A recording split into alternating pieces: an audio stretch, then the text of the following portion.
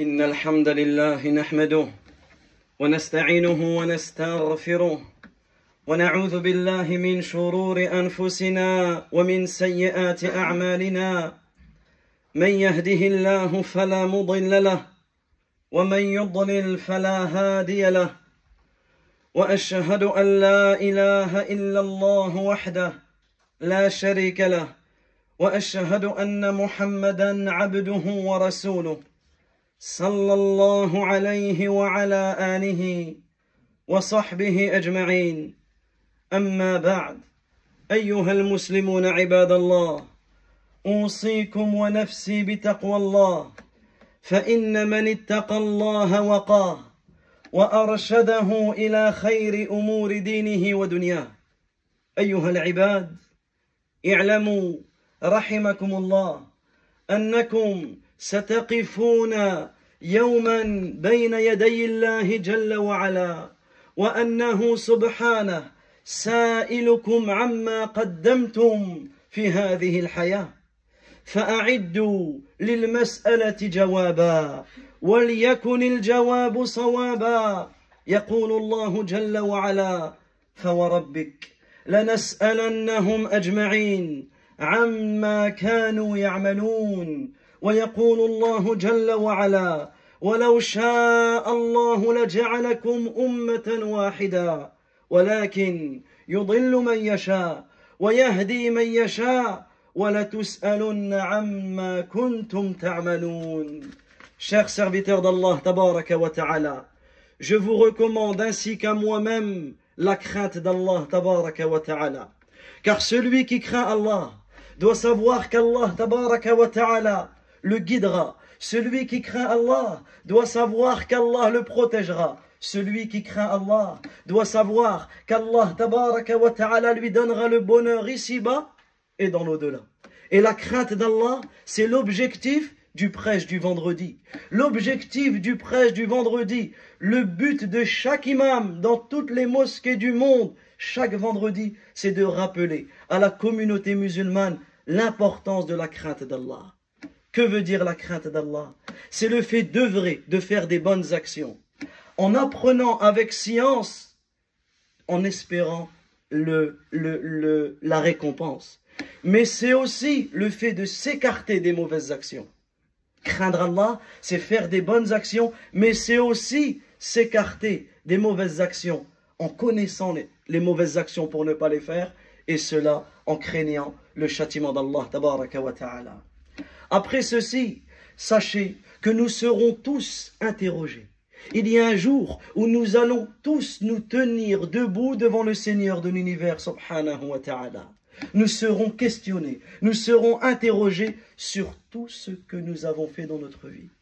Alors, nous devons prendre conscience de cela. Nous devons prendre conscience de cela, que nous allons rendre des comptes devant le Créateur des cieux et de la terre. Et lorsque tu vas prendre conscience qu'Allah tabaraka wa ta'ala va te faire mourir, qu'il te ressuscitera et qu'il t'interrogera, tu vas prendre conscience que dès maintenant, tu te dois de préparer les réponses à ces questions. Vu qu'Allah tabaraka wa ta'ala va t'interroger, et fais en sorte que ces réponses soient les bonnes réponses. Puisqu'Allah tabaraka wa ta'ala, il dit dans le sens du verset, Fawarabbik. Allah azza wa jal, il jure par lui-même et par ton Seigneur, nous allons tous les interroger sur ce qu'ils faisaient. Méditons ensemble sur ce verset. Fawarabbik. Allah, il jure par lui-même. Nous allons tous les interroger sur ce qu'ils faisaient. Et également dans un autre verset, Allah tabaraka wa ta'ala dit dans le sens, si Allah avait voulu, il aurait fait de vous une seule communauté. Mais il égare qui il veut, et il guide qui il veut, et vous serez interrogés sur ce que vous faites. Et les versets allant dans ce sens sont nombreux. أيها العباد، وأول ما تكون المسألة عندما يدرج العبد في قبره، عندما يدرج المرء في قبره. في المسند عن البراء بن عازب رضي الله عنه أن النبي صلى الله عليه وسلم ذكر أن الميت إذا كان مسلما إذا كان مؤمنا يأتيه ملكان فيجلسانه فيقولان له من ربك فيقول ربي الله فيقولان له ما دينك فيقول دين الإسلام فيقولان له من هذا الرجل الذي بعث فيكم فيقول هو رسول الله صلى الله عليه وسلم فينادي مناد من السماء أن صدق عبدي فأفرشوه من الجنة وألبسوه من الجنة وافتحوا له بابا إلى الجنة. الحديث. Chers serviteurs d'Allah, tabaraka wa ta'ala, sachez que la première question par laquelle nous passerons, l'interrogatoire débutera dès lors que la personne est introduite dans sa tombe. Et lorsque tu médites, entre nous et la tombe, il y a quoi? Il n'y a que la mort. Entre nous et la tombe, il n'y a que la mort. Puisque des fois, on a l'impression que lorsque l'on évoque ces sujets, les sujets de la tombe ou les sujets du paradis ou de l'enfer ou de l'interrogatoire, on a l'impression qu'on a le temps. On a l'impression que c'est loin, c'est dans un avenir lointain. Alors qu'en réalité, l'interrogatoire, il débute où? L'interrogatoire, il commence où? Dès lors que tu es introduit dans ta tombe. Et c'est quand que tu es introduit dans ta tombe? Entre toi et la tombe, il n'y a quoi que la mort. Et la mort, elle arrive sans prévenir. La mort, elle arrive sans prévenir. Comme le disait l'imam al-Shafi'i rahmatullahi alayhi, tazawwad min at-taqwa fa innaka la tadri idha janna laylun hal ta'ishu ila al-fajr. Approvisionne-toi de la piété. On a parlé tout à l'heure de la taqwa, de la crainte d'Allah. Pourquoi? Car en réalité, tu ne sais pas. Tu ne sais pas lorsque la nuit tombe, est-ce que tu vas vivre jusqu'au lendemain?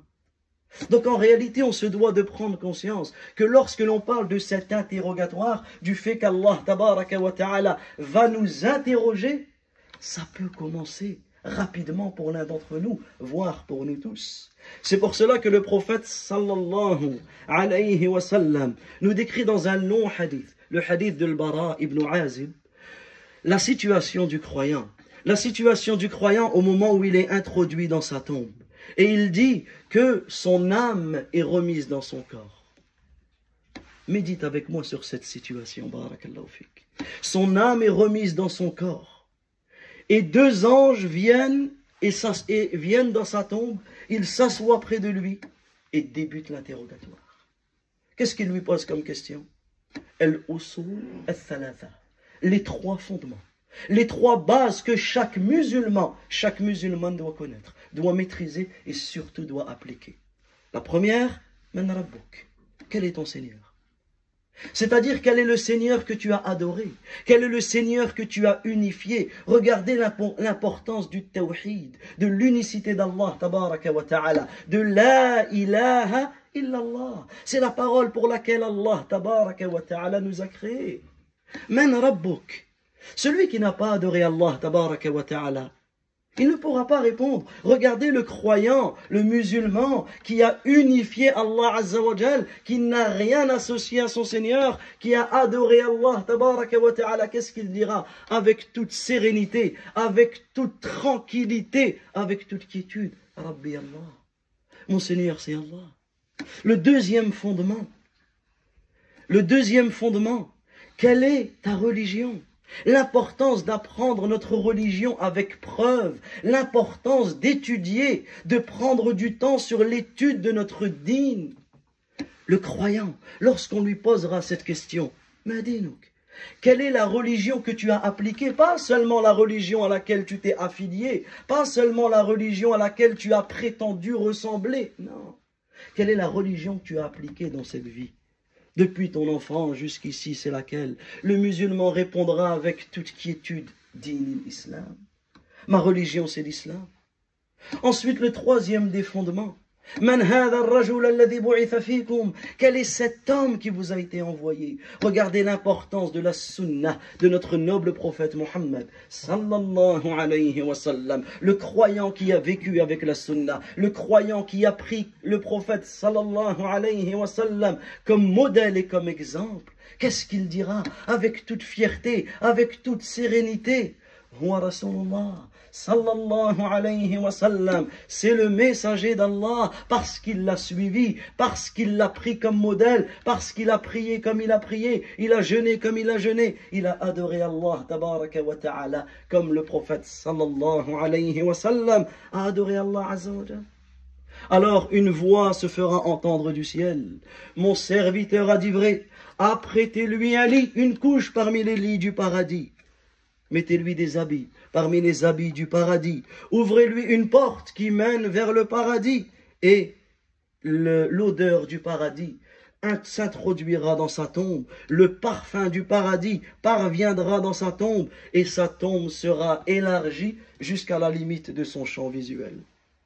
Mais celui qui n'a pas cru en Allah, tabaraka wa ta'ala, celui qui n'a pas appliqué les préceptes de l'islam, pensez-vous qu'il pourra répondre à cette situation? Qu'est-ce qu'il dira lorsqu'on lui dira Man Rabbuk, quel est ton Seigneur? Il dira la adri, je ne sais pas, j'ai entendu des gens dire, j'ai répété comme eux, mais en réalité il n'a pas appliqué. Alors l'ange le frappe, il frappe avec une masse et sa tombe est remplie de feu. Quelle est ta religion?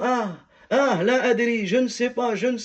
L'ange le frappe, sa tombe est remplie de feu. Quel est cet homme qui vous a été envoyé? La même chose, il ne pourra pas répondre. Il ne pourra pas répondre à cette question. Pourquoi? Parce qu'il n'a pas suivi, tout simplement, le prophète, alayhi salatu wassalam. Alors, lui aussi, une voix se fera entendre du ciel. Préparez-lui un lit parmi les lits de l'enfer. Ouvrez-lui une porte vers l'enfer. Alors, qu'Allah Azza wa Jal nous en protège, nous en préserve. La chaleur de l'enfer parviendra à sa tombe. Et le souffle brûlant de l'enfer parviendra dans sa tombe se resserrera sur lui à tel point que ses côtes seront brisées. أيها المسلمون عباد الله وإن أعظم المسألة وأعظم ما يسأل الناس يوم القيامة سؤالان عظيمان لا تزول قدم عبد يوم القيامة حتى يسأل عنهما.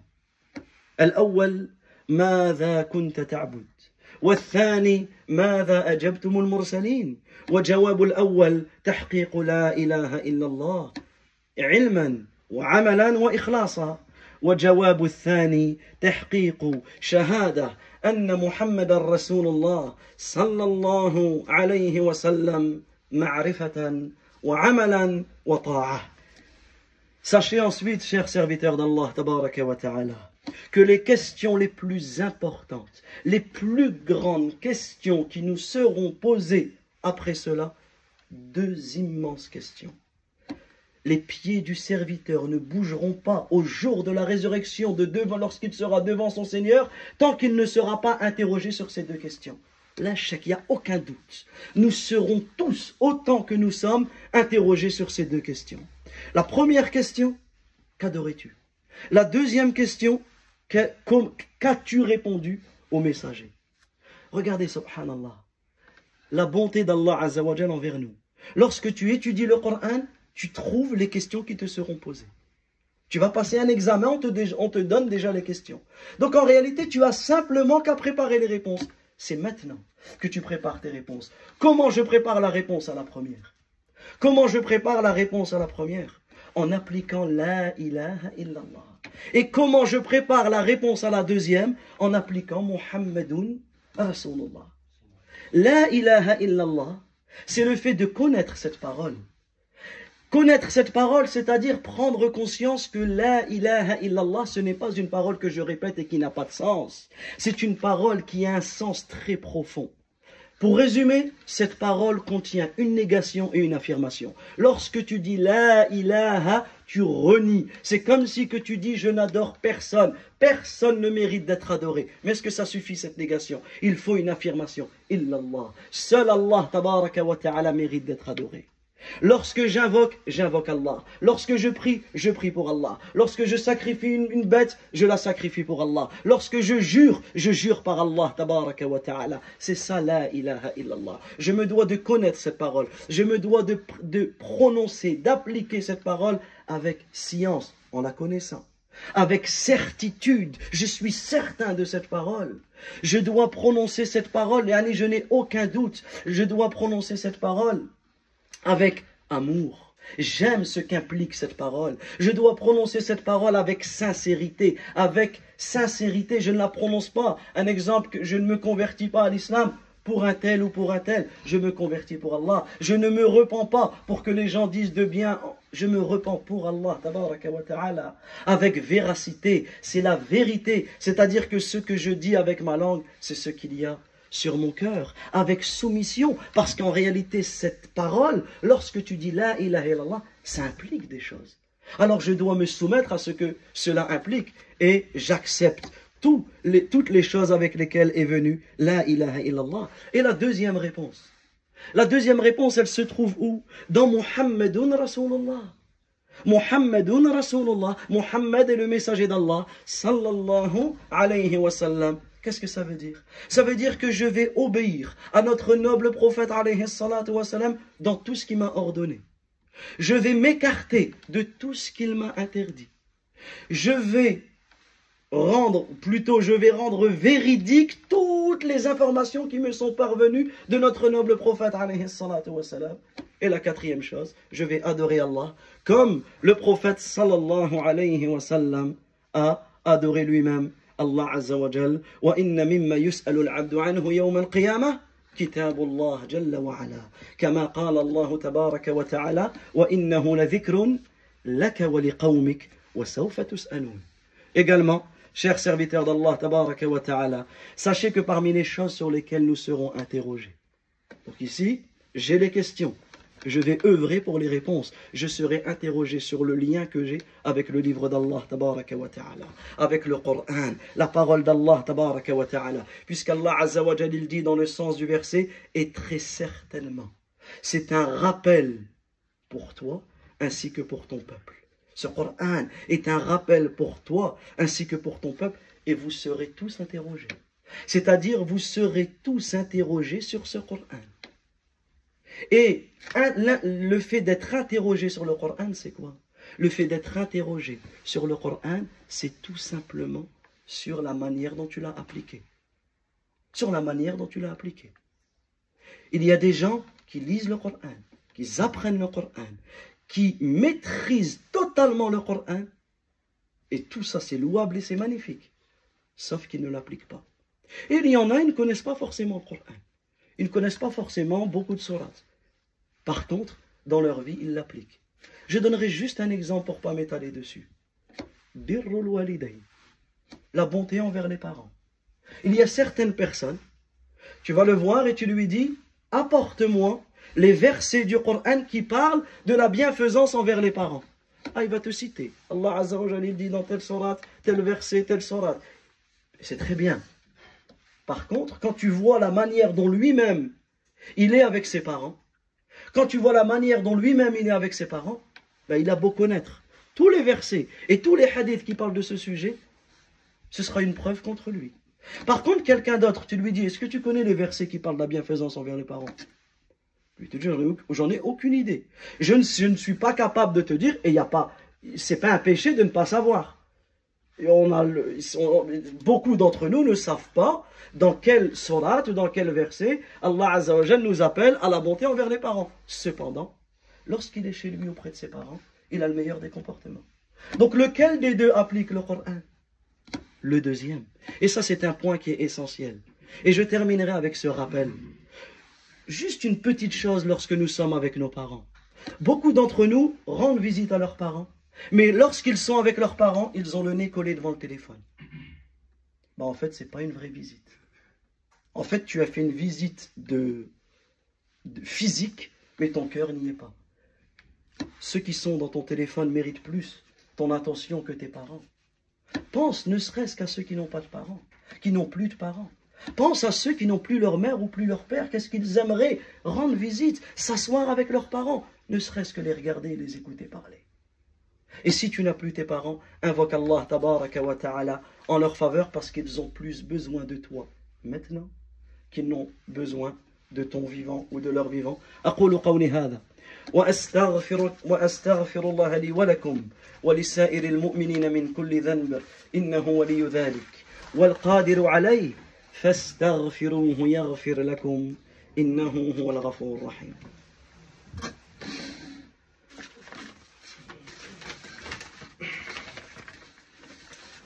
الحمد لله رب العالمين وأصلي وأسلم على أشرف الأنبياء والمرسلين نبينا محمد وعلى آله وصحبه أجمعين أما بعد أيها المسلمون عباد الله وأعظم الأعمال وأجلها هي أول ما يسأل عنها العبد يوم القيامة فهي الصلاة كما جاء في الطبراني عن أنس رضي الله عنه أول ما يسأل عنه العبد يوم القيامة صلاته فينظر فيها فإن صلحت فقد أفلح وإن فسدت فقد خاب وخسر.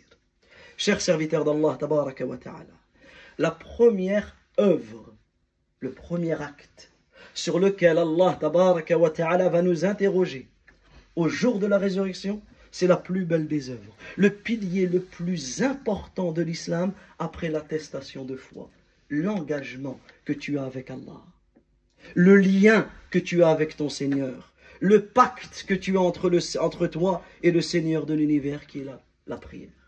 Le prophète alayhi salatu wa salam, il dit dans un hadith authentique, la première chose sur laquelle sera interrogé le serviteur au jour de la résurrection, c'est la prière. Si elle est bonne, tout le reste sera bon. Si elle est mauvaise, il sera perdant et il aura échoué.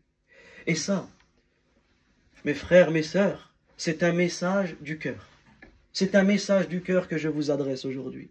Et je m'adresse à ceux qui ne prient pas leurs 5 prières. Un exemple, ils vont venir à la mosquée que le vendredi. Souvenez-vous ce que l'on a dit tout à l'heure. La crainte d'Allah, c'est faire des bonnes actions, mais c'est aussi délaisser les mauvaises actions. Allah tabaraka wa ta'ala, il nous jugera sur les 5 prières par jour. Cela ne suffit pas de venir que le vendredi. Ça ne veut pas dire, je ne suis pas en train de te dire, ne viens pas le vendredi, viens le vendredi et viens à la mosquée tous les jours. C'est une invitation. La prière, c'est pour toi.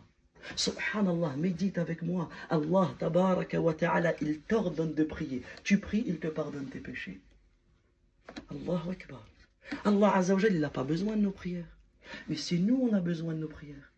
C'est nous, on a besoin. C'est nous, on a besoin de se faire pardonner. C'est nous, nous avons besoin d'Allah. C'est nous, nous avons besoin de la miséricorde d'Allah tabaraka wa ta'ala. Alhamdulillah, la mosquée est remplie de jeunes.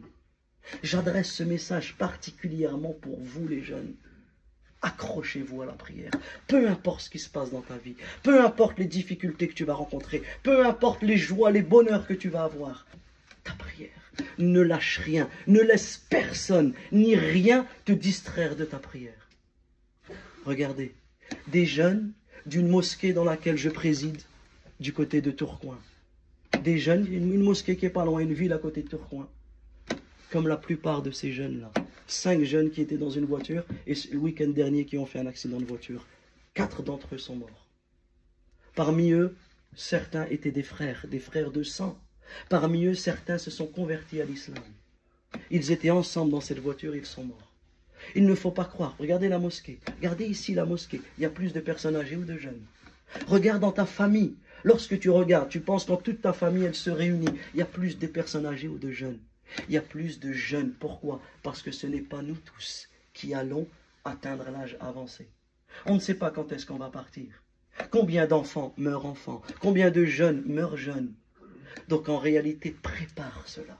Prépare cela ta prière. Parce que la prière, c'est une lumière. La prière, c'est le lien qu'il y a entre toi et le Seigneur de l'univers. أيها المسلمون عباد الله ومما يسأل عنه يوم القيامة هذا النعيم الذي من الله جل وعلا علينا في هذه الحياة من مسكن أو مركب أو مطعم أو مشرب أو ملبس وغير ذلك. Également, nous serons interrogés sur l'ensemble des bienfaits qu'Allah tabaraka wa ta'ala, nous serons interrogés sur l'ensemble des bienfaits qu'Allah nous a octroyés dans cette vie. Médite sur la situation de nos frères et nos sœurs dans d'autres pays, dans des pays qui sont en guerre, dans des pays qui sont en famine, dans des pays, des choses que nous voyons chaque jour, tous les jours. Regardons et méditons comment Allah tabaraka wa ta'ala nous a octroyé de ses bienfaits.